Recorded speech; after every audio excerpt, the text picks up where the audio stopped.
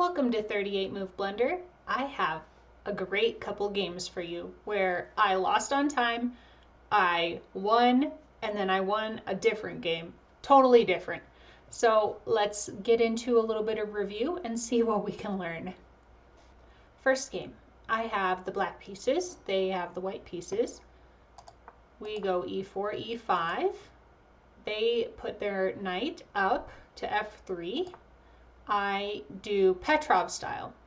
This is a really interesting Gotham gambit that I've been checking out on Chessly, and I was excited to try this out. They put their bishop out, and the best thing for me to do is take, but at this point, they didn't go for the line that I had been looking at, which is instead of bishop, their line is take. I've been looking at pushing this pawn up, and they take. I take with the queen. They run away. I get a knight out, yep. They get their knight out. And honestly, that's not even the direction. You run it all the way over here. And this, by itself, it has a 1.2 advantage. But the fact that you can develop your pieces to really nasty squares is, it's one of the fun ideas of this Petrov defense gambit, because you've gambited a pawn, 2 pawns, a pawn. Anyway, they did not go for that line. So when they went bishop out, I was a little bit like, what? Honestly, I was like, I didn't know what to do.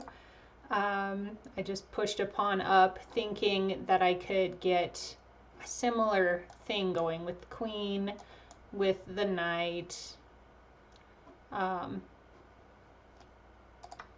They took, I took, they took that pawn. I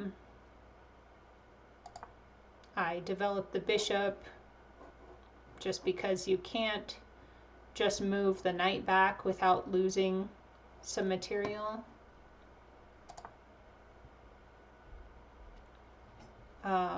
Knight out. I don't believe that I take this. Okay.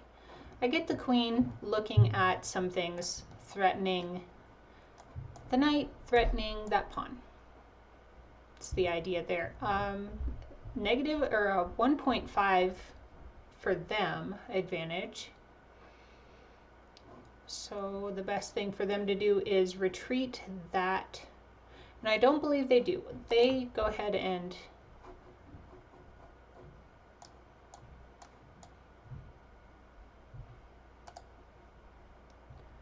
they guard their knight with the queen, leaving this pawn completely free. I don't take it right on the I don't take it right off the bat. I move my knight out of the way, saying, what are you going to do about that? And they threaten my queen. I take that. They put their queen back. Was that the best move? No. So trapping my queen here was the best move. Instead, they went back. And at this point, I sat and thought for a while. I'm at 7 minutes and 23 seconds, and I really thought that my queen was trapped here. So I went and I captured. And I'm now at 6 minutes. So a minute think I was pretty scared of my queen being trapped there. I could have developed a bishop. Yeah. I didn't think that was an equal position at all. I thought, oh man, I just trapped my queen, so might as well get something out of it. Queen trade, the king takes, I take their bishop with check, and that was a blunder on their part. They could have just taken with the knight, but they allowed me to escape. And I didn't even do the correct, okay. I should have taken, or I should have gone, let's see. Taken, okay. Knight can move somewhere. This knight's very confused. So I'd have a 1.4 advantage if I had seen just give the bishop back. Okay. Instead,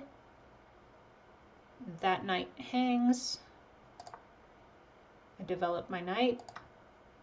They take the knight. They take the pawn. And they have a lot of ideas with the computer. Bishop back. I hang the rook. They don't see that I hang the rook.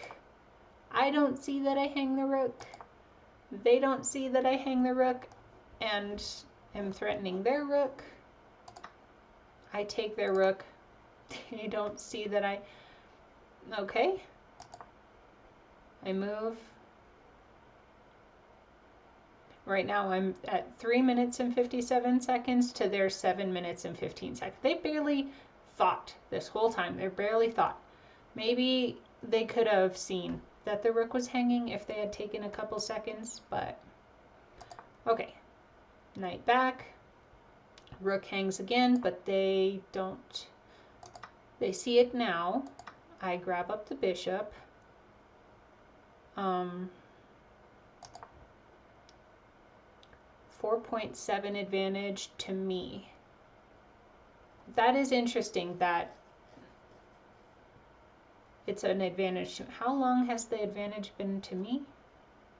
I don't think very long. Okay.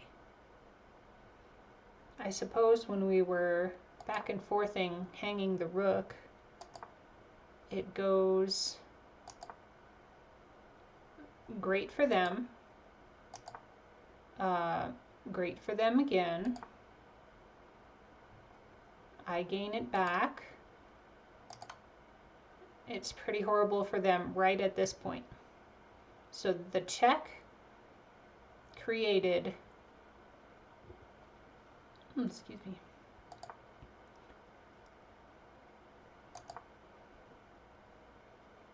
Yeah, 4.6, even though I'm hanging a rook.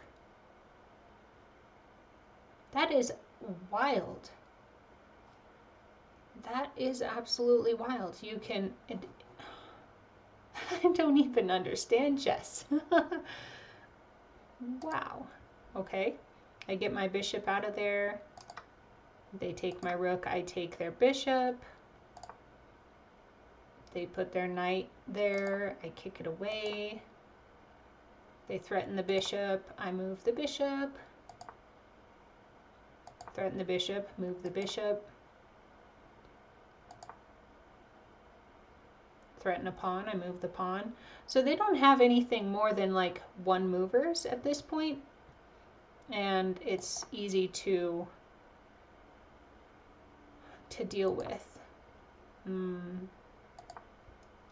Threaten the bishop. Move the bishop. I could have checked them. That was interesting.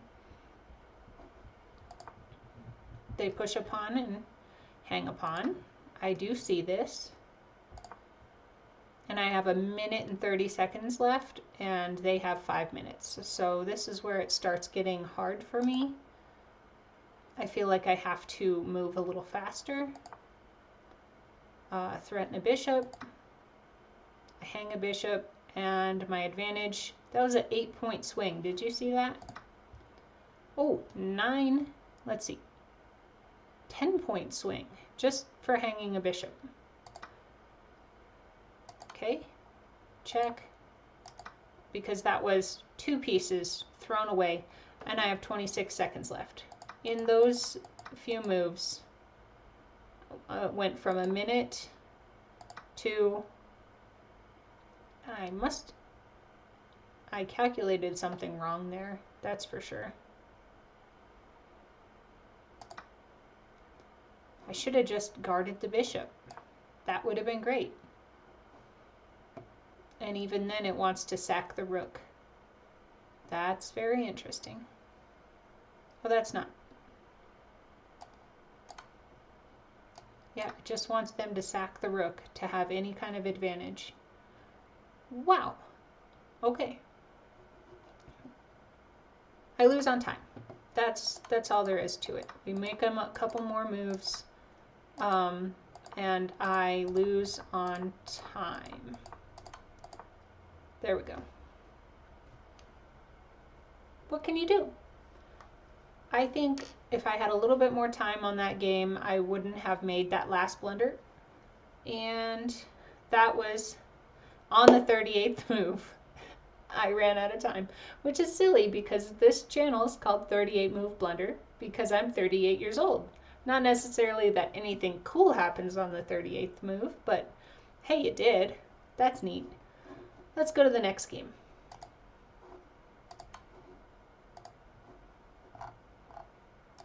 Okay. I have the white pieces this time. They have the black pieces. I play e4. They set up a Caro-Kann. I don't know much about the Caro-Kann yet, so I'm just kind of making moves, and if they don't make any sense, yeah, I'm still learning that. I should probably look into the Caro-Kann just a little bit more. It wants me to take this pawn, which I don't believe I ever see. Kick the bishop out. Queen comes up. I still can take the pawn. I don't see this, that I can take the pawn. I'll remember for the next time that I can take a pawn here. And if I don't, I lose advantage. Okay. They re-allow me to take the pawn. I take the wrong pawn. They can push. Interesting. So I definitely don't hang the queen. Some development happens. It wants me to take that pawn. Just e takes d5. What?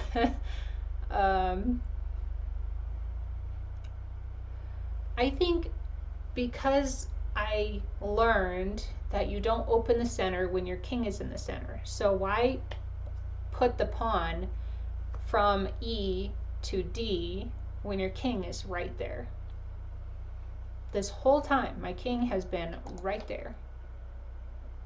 I don't want to move this pawn. I don't see taking that as the top option. Not at all. So let's continue on. They take me.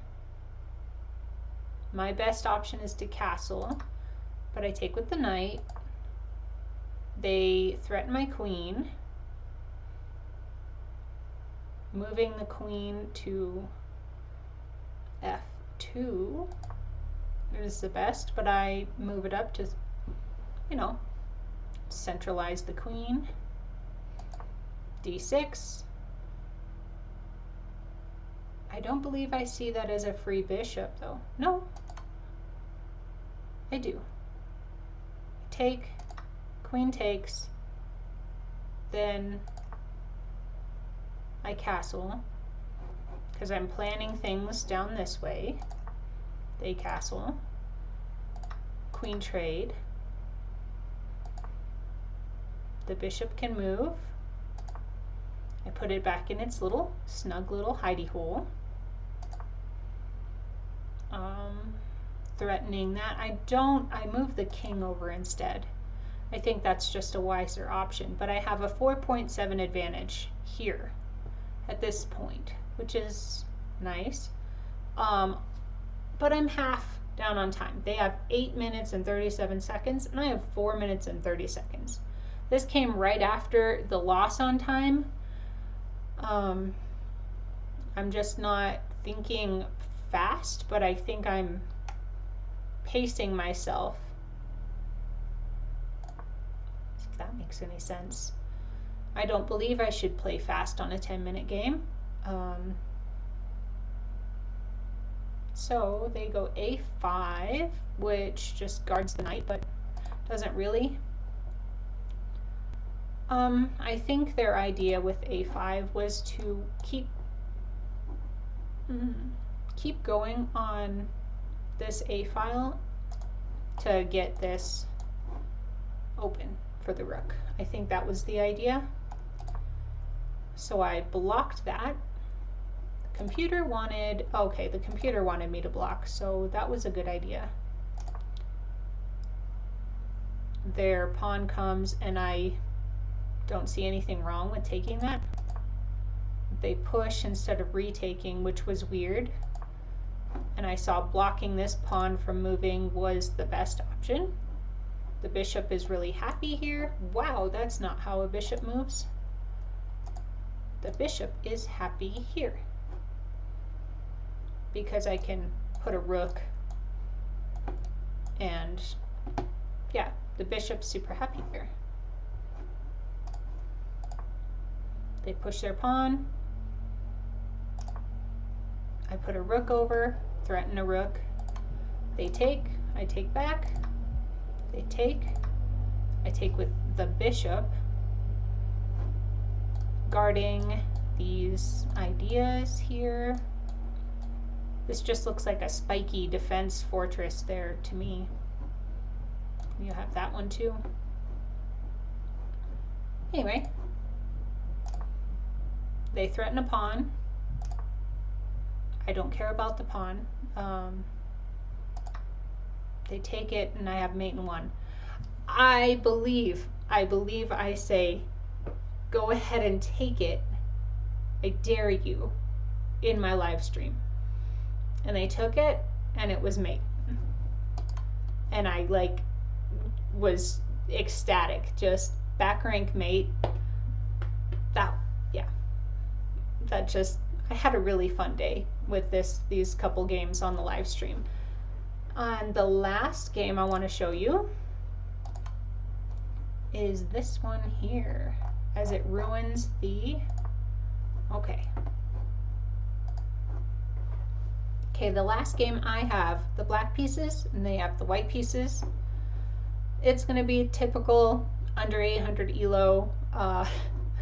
We do some crazy stuff in this game. E4, E5, they get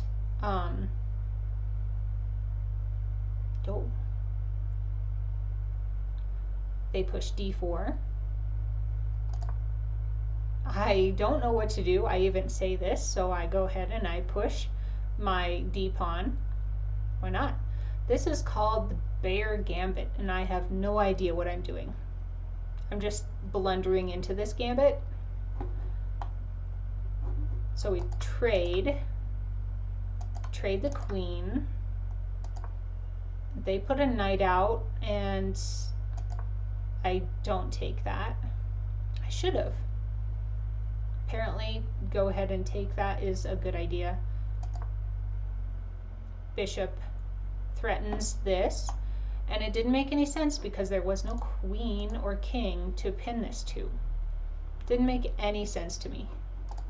So I took the pawn. They castled.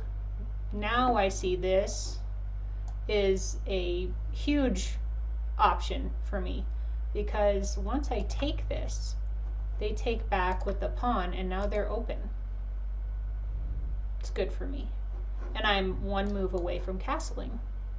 So that's why I have a 1.7 advantage, is because their king is no longer safe.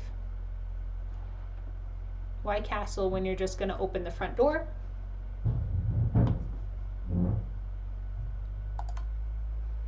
So I check, because that was a free pawn. Apparently that lost me a little bit of advantage. I was supposed to kick out a bishop. Does this bishop run out of moves if I kick him out? Kick out the bishop. King comes up. Oh, it just opens the way for the rook lift. Okay, that does not happen. I lose a little advantage giving a check. Who knew? Their king slides up, threatening absolutely nothing. So I don't do anything with this. I threaten their bishop, which wasn't apparently the move I was supposed to do. Okay, they move their bishop back, threatening the knight. I move the king up because I wanted the king off of the back. They take, I take, they take, and now rook over. Good plan.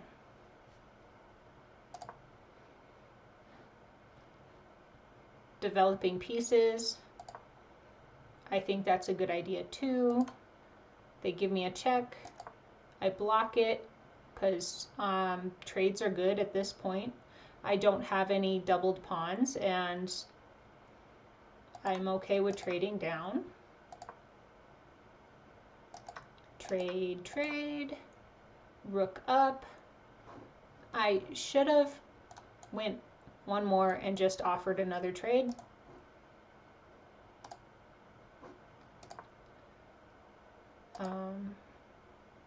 Pushing pawns.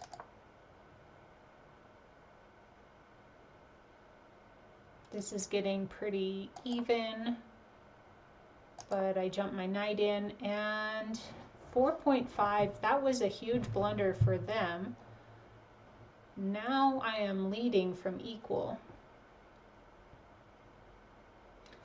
Aha. Did I see that? No. I could have won their rook if I had jumped my knight here. King would have gone over. I could have eaten their rook. Yeah. Okay. Threaten the knight. Go to the back rank. Yeah, I saw a check. I gave a check. I went over here. They ran over. Did I see that the knight was hanging? No, I didn't see the knight was hanging. So on the last move, they went to attack my knight, leaving their knight undefended. So I moved my knight. They moved their knight. I need to reroute my knight for any advantage, and I don't think I see this. Now they move. I think I even hang. No. I see that it was going to hang, but they threaten it. I move my knight. They give a check. They eat that pawn. I eat that pawn, threatening the rook. All of that advantage is almost all the way gone. They move their rook. I give a check. Threaten the knight. Offer a trade, which was not the right idea. Now we're back to equal. They give a check. They threaten my knight. I give a check. Intermezzo moves. And now it's protected. Okay, 3.2 advantage just from that move alone. Wonder if I see this. No, I don't. Okay, instead give a check with the rook. That can come down. Then what?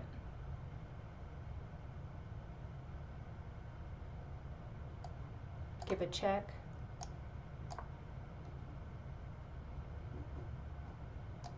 Chase a rook off. And this is good. How? It's a 4.1 advantage here, but maybe it's all because of this pawn. That's not what happens, okay? That is not what happens. I give a check with the knight. They move their king. I think I give up the knight, but I'm not entirely sure. D2 check. Knight gets eaten. I give a check. Oh, yes. This is the smothered mate one. This game, I end up with a smothered mate for them. I move my king up, taking the square away here. Now he does not have any squares. He goes here. And then on this move, he or she, someone from Morocco. There's a lot of guys that play this game, so I always assume that it's a he if they don't have a picture. So if you're a girl that plays chess, put a picture up so I could at least say she. I'm just gonna assume it's a he. Anyway, the smothered mate is here, and I find it. That made me jump for joy, for sure. I think I apologize in the live stream for squealing so loud, because that was fun. And that was the last game I have to show you. I hope you learned something. I am definitely learning stuff using this analysis tool on chess.com. You do not need the premium membership for this analysis tool. You go up to learn, you go to analysis, and you can bring up the load from game histories, and you can pick any of the games. And you just click the little button, add one game, make sure it's showing the correct thing, and you can turn on the engine, you can turn on all of the evaluation bars, engine lines, suggestion arrows. So you don't need premium to use this feature on chess.com. Highly recommend you put a couple of your games in the analysis area and just click through them and see what if the bar drops drastically, you know it's a blunder of some sort. So just like look into that a little bit more and you'll learn some things about your own games. Until next time, let's blunder forward together. Bye-bye.